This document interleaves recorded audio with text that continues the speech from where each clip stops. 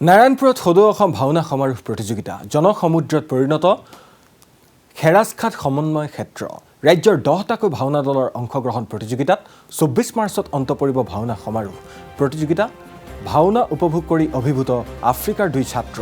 অনুষ্ঠানত উপস্থিত ND24 মুখ্য সম্পাদক ৰাজদীপ বাইলুং বৰুৱা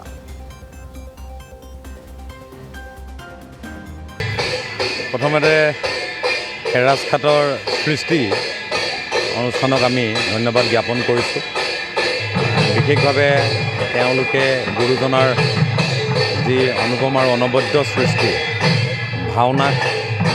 তেওঁলোকে আগবঢ়াই লৈ যোৱাৰ কাৰণে বিশেষকৈ আজিৰ প্ৰজন্মৰ মাজত ইয়াৰ যাতে প্ৰচাৰ আৰু প্ৰসাৰ অধিক আৰু যাতে বৃদ্ধি পায় তাৰ বাবে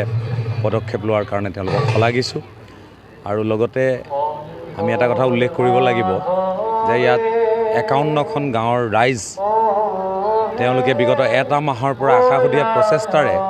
তেওঁলোকে এই ভাওনা সমাৰোহভাগ আয়োজন কৰিছে তাত ব্ৰতী হৈছে অতিথিৰ তেওঁলোকে আপ্যায়ন কৰিছে আৰু এতিয়াও এই গোটেই কাৰ্যসূচী শেষ হ'বলৈ আৰু কেইবাটাও দিন বাকী গতিকে তেওঁলোকৰ এই ভক্তিভৰা যি নিবেদন এইখিনি দেখি আমি অভিভূত হৈছোঁ ভাল লাগিছে আৰু গুৰুজনাৰ এই মহান সৃষ্টিৰাজিক যাতে আমি শুদ্ধ আন্তৰিকতা সঠিকভাৱে উপস্থাপন কৰাত যাতে আমি আগবাঢ়িব পাৰোঁ এই সৃষ্টি আগবাঢ়িব পাৰে তাৰ বাবে তেওঁলোকক আমি শুভেচ্ছা জ্ঞাপন কৰিছোঁ